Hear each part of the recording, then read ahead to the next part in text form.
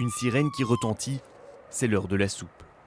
Comme chaque hiver depuis 4 ans, les policiers municipaux de Varsovie font quotidiennement la tournée des sans-abri pour leur distribuer des repas chauds. L'occasion aussi de prendre des nouvelles.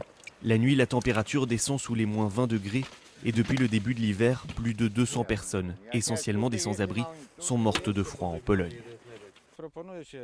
On leur propose des refuges ou des chambres où ils peuvent venir au moins passer la nuit pour ne pas affronter les pires gelées.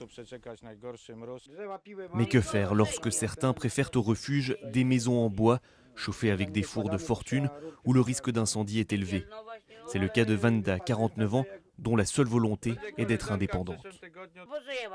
Pourquoi est-ce que j'irai là-bas?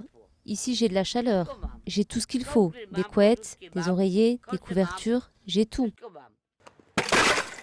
Autre conséquence de l'hiver, dans la ville de Wierzchów, au nord de Varsovie, où la situation de certains habitants est à peine croyable. Lors d'une fonte temporaire des neiges, la crue d'une rivière voisine a inondé une partie du village, mais en à peine 3 nuits, toute cette eau a entièrement gelé et certaines propriétés se sont retrouvées sous 1 mètre de glace, sans lumière ni chauffage, et avec le risque que cette glace se brise.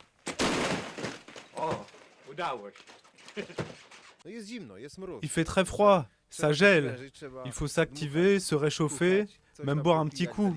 Il faut surtout travailler pour ne pas attraper froid. Les habitants des régions inondées de glace espèrent maintenant un dégel lent et progressif.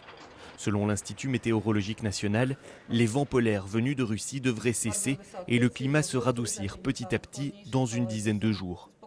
D'ici là, il faudra encore affronter des nuits extrêmes. L'hiver dernier, 289 personnes ont trouvé la mort en Pologne à cause du froid.